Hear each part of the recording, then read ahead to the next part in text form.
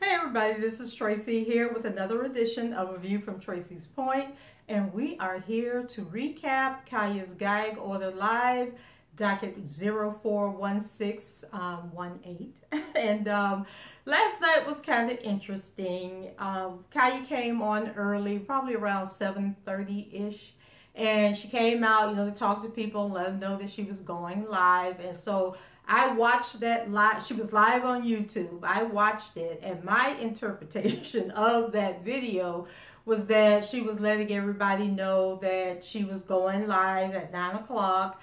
And she actually had the guy there who's helping her, do the videos and everything. He came over. She introduced him to the audience that was watching, and he had like a tablet in his hand, and he was telling her to sign in to all of her social media that she wanted the show to air on. And so I was thinking when he had asked her about Facebook, because I was doing a blog for a company, and it took me to, I think the blog was about live stream, but basically whatever the product was that I was blogging about, I learned through that, doing that research, that Facebook has enacted a rule that you can't use an app that allows you to stream out to multiple platforms at one time if you're going to be using Facebook Live. And so that's why a lot of times when you are following people who are streaming to multiple platforms like Periscope, Instagram, YouTube,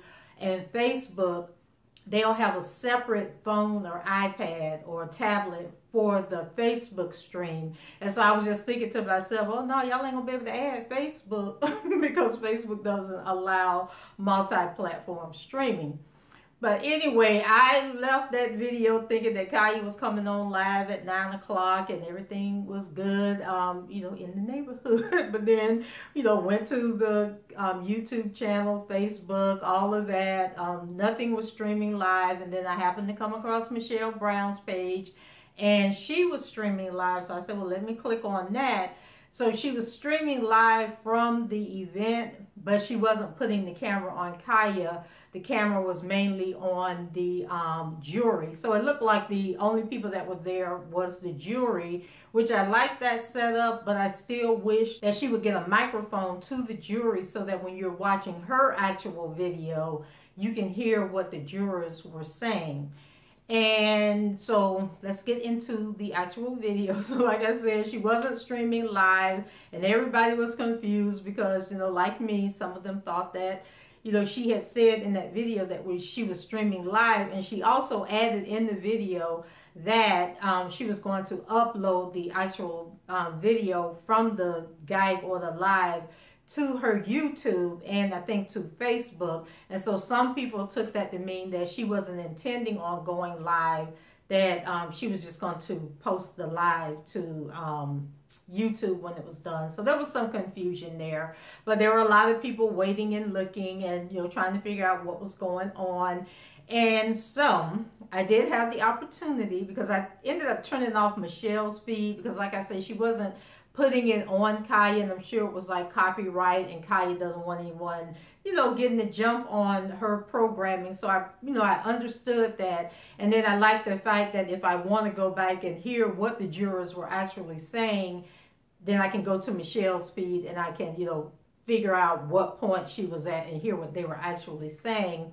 And so I think there were 6 jurors. There were 5 women and 1 guy that was sitting in there. And so they were basically, it kind of reminded me of like like if you're sitting around with your girlfriends after invite your friends over and you're just sitting around talking. It really had a warm feeling like that. So I do kind of like only having the jury there. And then another part of me is like, maybe we do need a live audience, and maybe tell them that, don't be talking, but you can applaud at the end when the verdict is given. I don't know. It's just something that's still missing from me, but I'm still here for the show. So let's go ahead and get into the docket. The docket had like 30 things on it, and she was basically combining stuff that she received for this week's show with the stuff that she received last week, because, she didn't do the show last week. And so I'm not going to like say, I'm just going to tell you what the docket was about. I'm not going to tell you what the verdict was.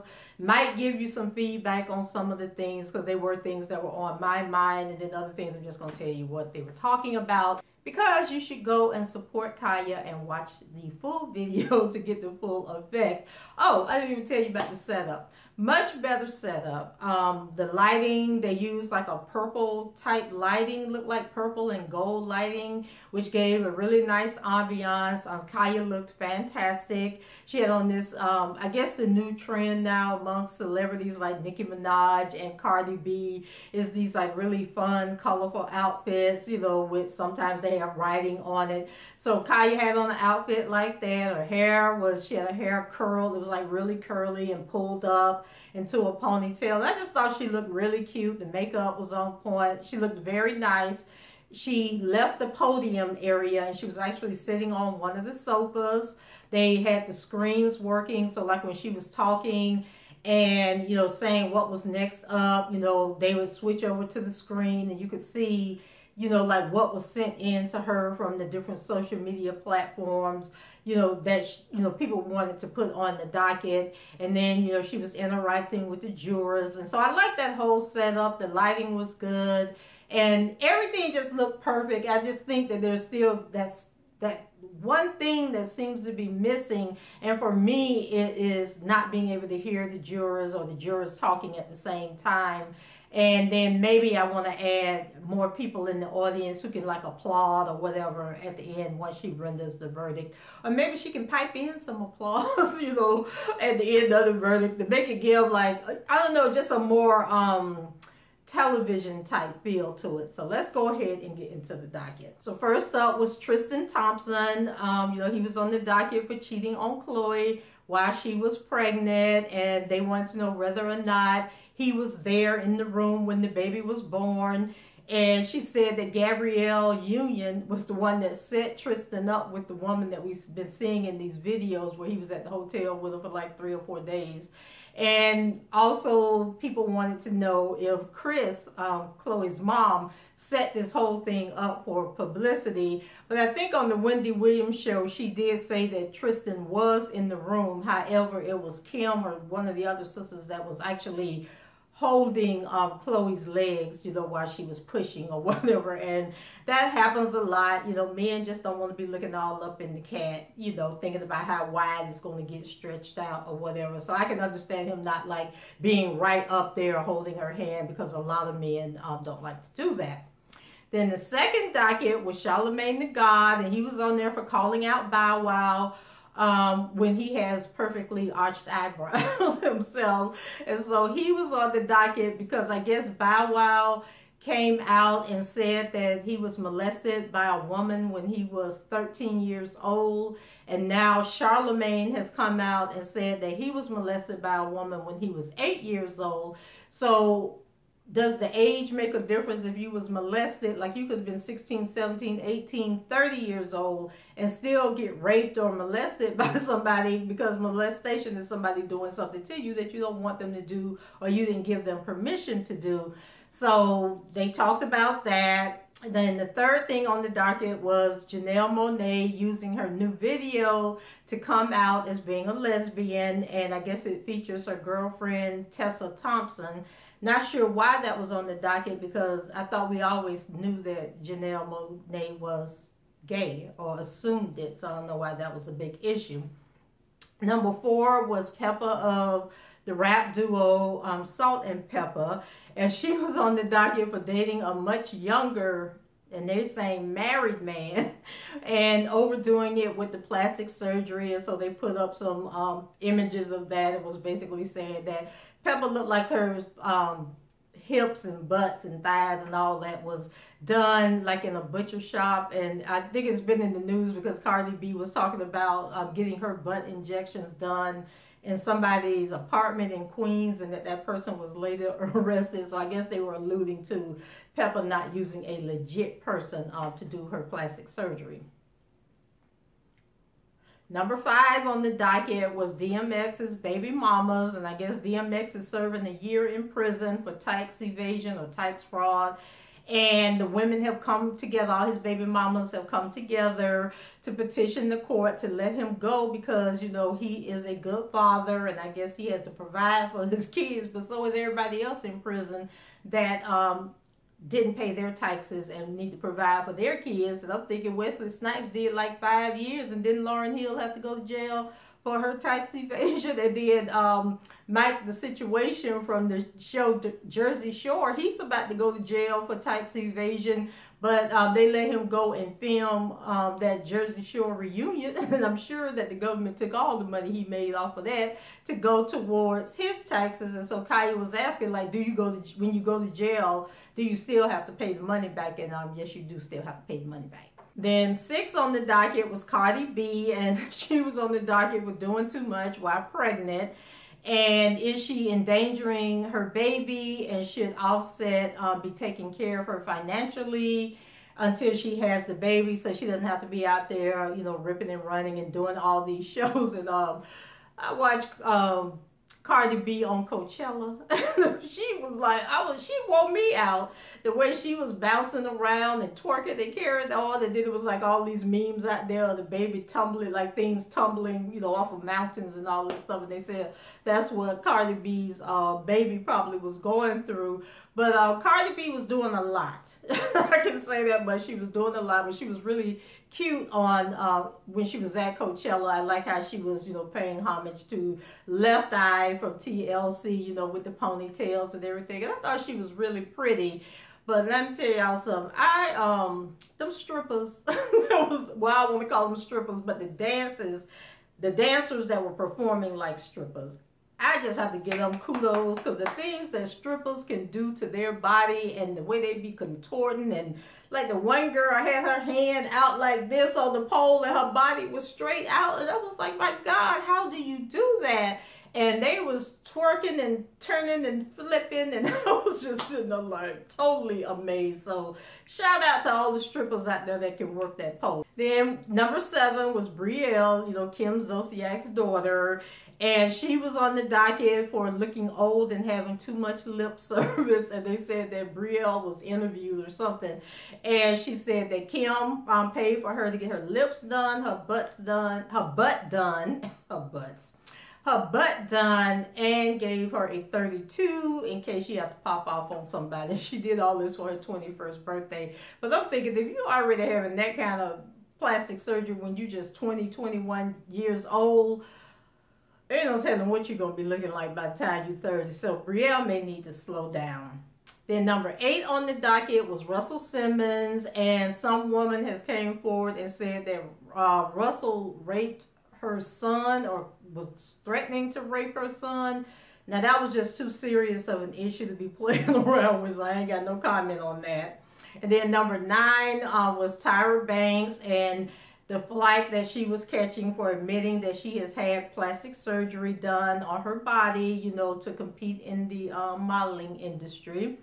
Number 10 was Janice Dickerson for perjury for lying on Bill Cosby. And then when they did this story, it was all twisted and convoluted, because what Janice Dickerson did was she wrote a memoir, and she changed the story or admitted the story about Bill Cosby raping her, because I guess they were getting pressure, the publishers were getting pressure, and they didn't want to be sued or whatever. So she either omitted the story or changed the story. And so his defense attorney was basically saying, were you lying in the book, or are you lying now? We need to know which one it is. Although we still don't know if she's telling the truth about what went down between her and Bill Cosby. Then number 11 was Charlize Theron for dressing her 5-year-old son like a little girl, fully equipped with a long blonde ponytail down his bike. And y'all know Charlize has been dressing that little boy like a little girl ever since she adopted him. And she claiming that the little boy want to be a little girl, but I'm just thinking, not sure I can go along with that. And I just hope that she isn't putting this on this boy because she really wanted a little girl. Because I'm thinking, you had enough money, you could have went and adopted a little girl if you wanted a little girl. But I just hope she isn't confusing this little boy and somewhere down the line, he ended up with some mental issues and, identity issues and whatever. So that's a real touchy subject, because people, ever since she adopted these kids, people always have a problem when celebrities adopt little black children. And then, to add on to that, the whole saying that the little boy wants to be a trans person at, 2-3 years old. People are talking about that. So that was one of the topics. Then number 12 was Sheree being fired from the Housewives and saying that the other ladies conspired against her to make it happen. And, if she's fired off of Housewives, then how is she going to pay for Chateau Sheree? And then this is one of the good times to have Michelle Brown in the room and on the jury, because Michelle was spilling all the tea and basically saying that Sheree and Tyrone got things worked out, so we ain't got to worry about Sheree and her funds. And then number 13 was Viola Davis' home being broken into while her and her husband were at home. And like I said in the beginning, some of this stuff is old news, but she didn't get to do the show last week, so she was catching up on stuff from like a couple of weeks ago that she would have presented last week. And so basically the question they were asking was, why are people still breaking into other folks' homes when people got all these cameras around their houses, in their houses, they got alarm systems, and most people don't carry cash anymore. We use our debit cards for everything. So why are you risking going to jail trying to break into somebody's house? And then why would you be breaking into somebody's house in the middle of the night when they're in the house, when you know they're in the house, or there's a chance that they're in the house sleeping? So they was kind of slow. And then number 14 was Wendy and all her names, because, she's still doing the thing that her and Madison were doing, where they were adding a name every time Wendy was on the docket. And so they want to know, do she really have Graves' disease, or has her husband giving her something from fooling around with the mistress or other women out there in the streets? And this is an old story, because Wendy is back, because they were talking about Wendy, having to take the 3-week leave of absence at the request of her doctor. So this is really old news. So Wendy is back at work. Wendy looked like she done had a breast reduction. I don't know if anybody else done noticed that, but she looked like she done had a breast reduction. And did y'all see Wendy, I think it was Thursday or Friday, when she came out there with that gold nightgown and house coat on? I was like, what is wrong with Wendy?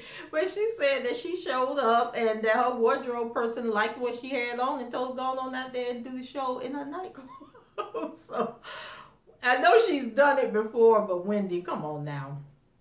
So number 15, actually, they skipped number 15 and then realized it at the end of the show and plugged it in at the end, but we're going to go ahead and keep it in order. So number 15 was Keyshia Cole's, and they say that she's allegedly pregnant from a 22-year-old guy that she met on Christian Mingle. Now, my thing, why folks meeting on Christian Mingle and getting pregnant? Like, don't people that go on Christian Mingle are people that want to meet like-minded Christians, who want to live holy and spiritually. So like farmers.com, like they want people who are farmers and know what farming is all about. So Keyshia, I don't know how you meet people on Christian Mingle and done turned the little boy out, and now you're supposed to be pregnant from him. And then number 16 was Tupac accusing Dr. Dre of being a closeted homosexual. Now, y'all, how long has Tupac been dead?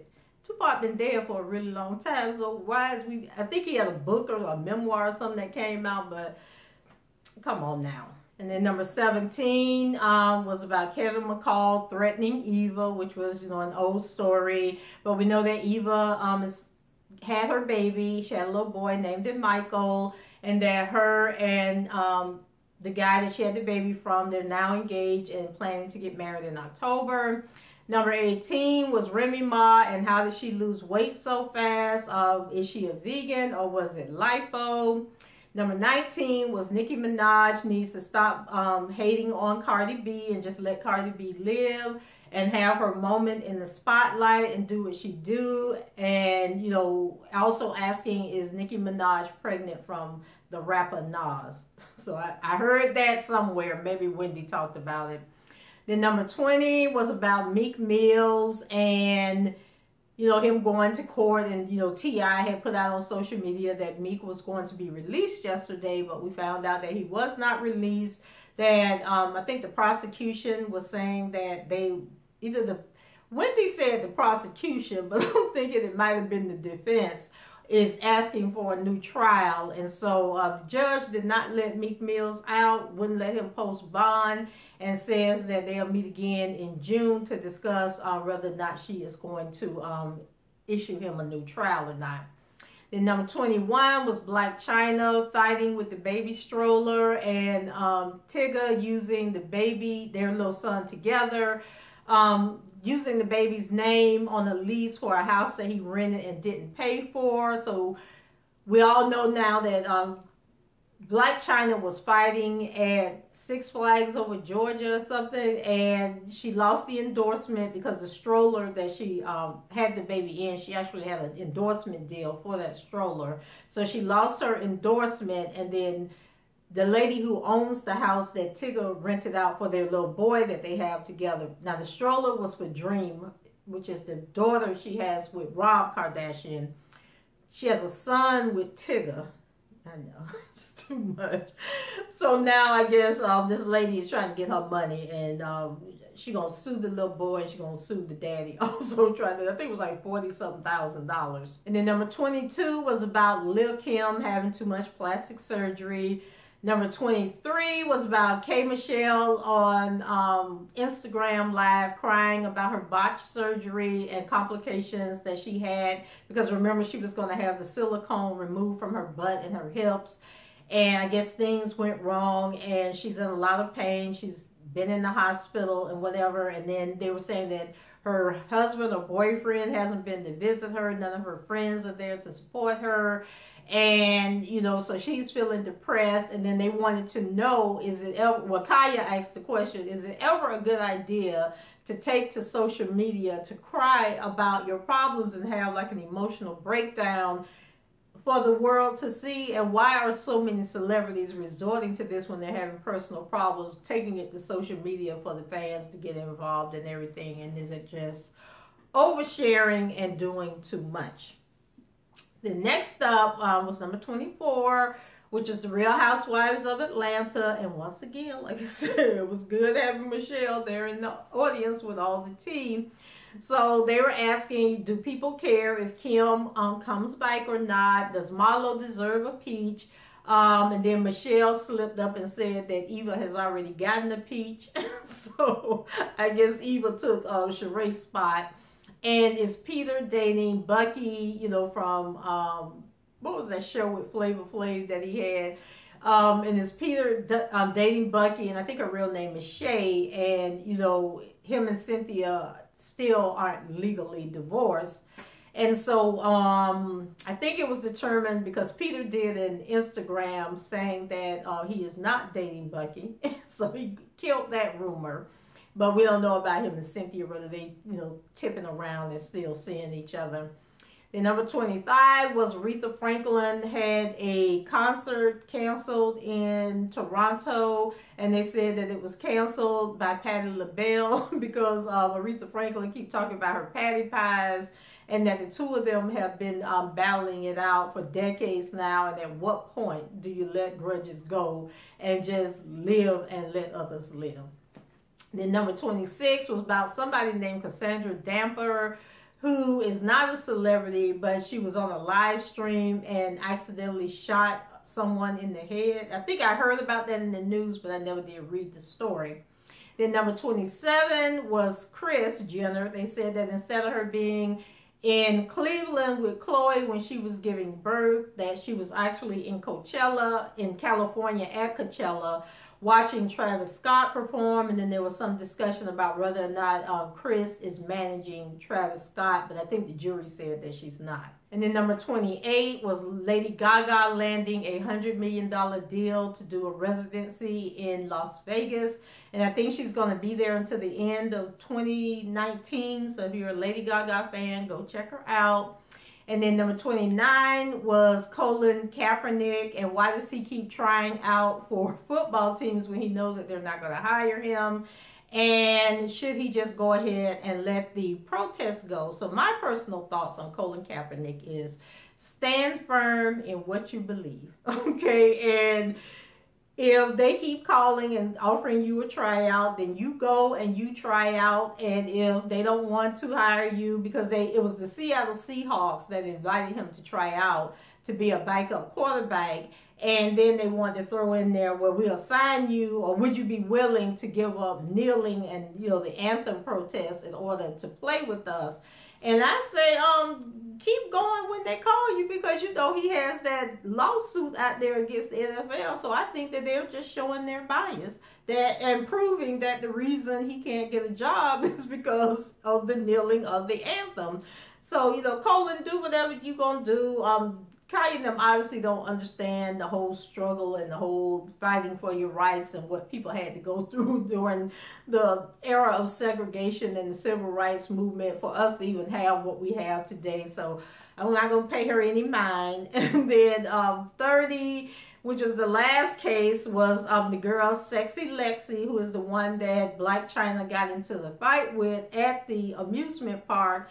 And she basically took to social media to give her version of what really went down, and it was truly hilarious.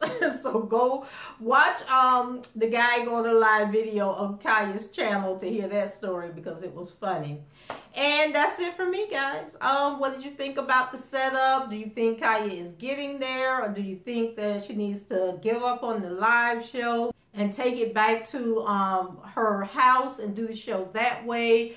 She did say that she's been getting a lot of requests to just go back to the house. So she thinks on Monday afternoons that she'll do a show from her house, and then she'll still do the live show from the Ivy. Did you like it with just the jury, or do you think that she needs to have more people there? Leave your comments below and let me know what you think about it. And rate the video and subscribe to the channel if you haven't done so already. And until the next time, I shall talk to you guys later. Bye-bye.